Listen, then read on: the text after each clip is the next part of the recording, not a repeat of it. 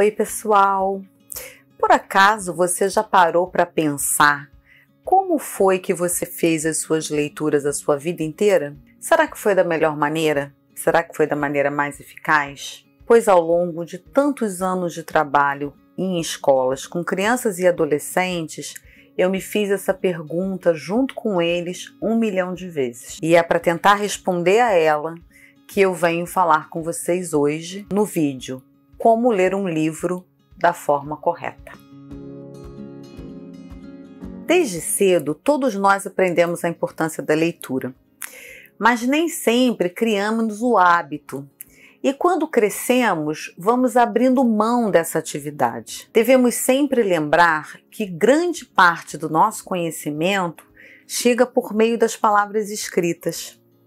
Muito provavelmente, uma pessoa que tenha esse costume vai ter uma vida profissional muito mais interessante e uma riqueza intelectual muito maior. Ler nada mais é do que aprender com um professor que está ausente. Mas, assim como em uma sala de aula, a leitura também pode ter seus segredos. Para quem não é um bom leitor, passar horas lendo pode ser perda de tempo, na medida em que a pessoa aprenderá muito pouco e sofrerá durante a leitura.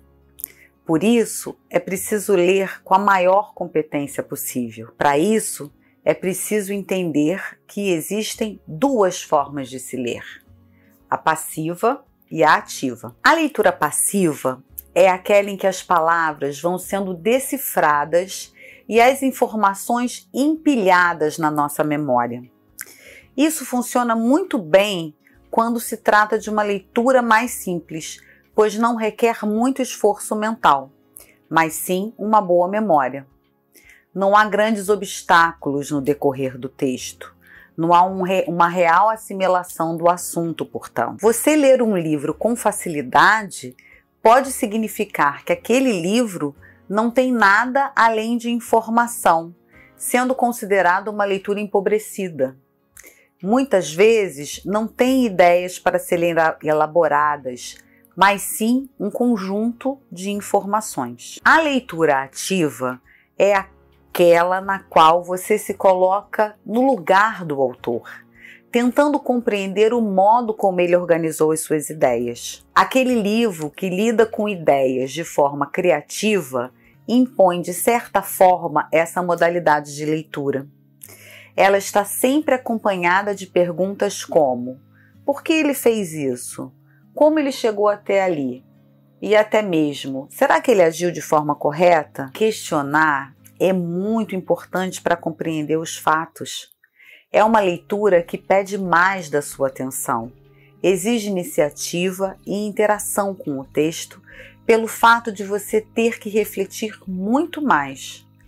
Porém, o nível de conhecimento construído após a leitura será muito mais profundo. Falando especificamente dos livros didáticos, eles não precisam ser lidos de forma linear. Podemos decidir aonde vamos iniciar e onde queremos parar. Isso pelo fato de não haver surpresas como em outros tipos de livro. Quando nos deparamos com alguma ideia importante, nossa mente já deve estar minimamente preparada para encontrá-la e entendê-la. Isso é extremamente importante pelo fato do livro lidar com ideias que são facilitadas com uma preparação prévia. Para uma boa leitura didática, temos que identificar as ideias que se dão na narrativa do autor. Precisamos pôr em destaque as principais ideias para conseguir acompanhar a leitura sem deixar para trás nenhuma informação importante. Uma ótima estratégia para uma leitura eficiente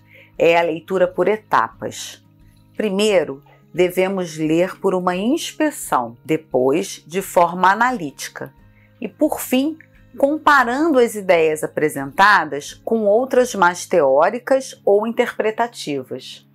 A leitura deve ser aprofundada gradativamente. Nas palavras de Francis Bacon, um livro é para ser provado, engolido ou mastigado e depois digerido. Primeiro, precisamos ler sobre o assunto para passar a entendê-lo, e só depois concluir quais são as ideias mais importantes que podem ser extraídas dali. Uma boa estratégia para essa fase da inspeção é mapear as áreas mais interessantes e úteis do livro, para que não seja preciso ler de forma aprofundada tudo que está ali ao mesmo tempo. Alguns livros possuem uma grande quantidade de informações, como eu já disse.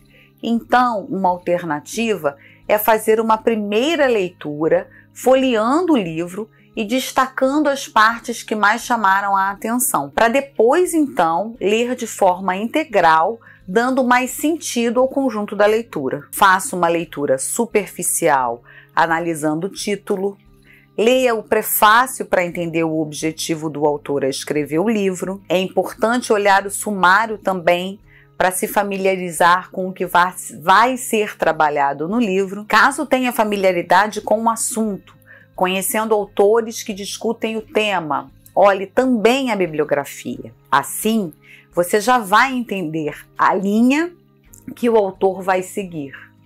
Por fim, leia também o capítulo introdutório. Ali, o autor irá alinhar as ideias que irá seguir no texto. O que eu estou chamando aqui de leitura analítica necessita de método. Para isso, há autores que propõem uma leitura linear do livro completo, mesmo sem compreensão. Outros, entretanto, acreditam que ler tudo, mesmo sendo apenas uma passada de olho, seria uma perda de tempo. Do que adianta ler algo que você não compreende e não se interessa? Eu acredito que aqui cada um deva descobrir, explorando as diferentes maneiras, aquela que mais se adequa a seu próprio perfil. De todo modo, a leitura aprofundada exige o exame dos capítulos de forma mais detalhada, buscando entender por completo o que está sendo dito. Se você optar pela leitura mais corrida, o conteúdo do livro pode se tornar mais simples, pois já vai haver uma noção geral sobre o tema. Por fim, eu gostaria de falar sobre a leitura comparativa. Essa é a parte mais complexa. Devemos confrontar a realidade com o que está no livro, e para isso precisamos utilizar nossa criatividade e o nosso repertório. Nessa fase, é importante você refletir sobre o que foi apreendido, se questionando sempre. Tente pensar no que você absorveu, nos pontos fortes, nas fraquezas e reflita sobre o ponto de vista do autor. Não busque ler um livro de forma mais rápida. Busque ler da forma através da qual você mais vai aprender. Leve o tempo que for necessário, mas capte o maior conhecimento possível. A leitura não é uma corrida contra o tempo. Lembre-se disso e boa sorte!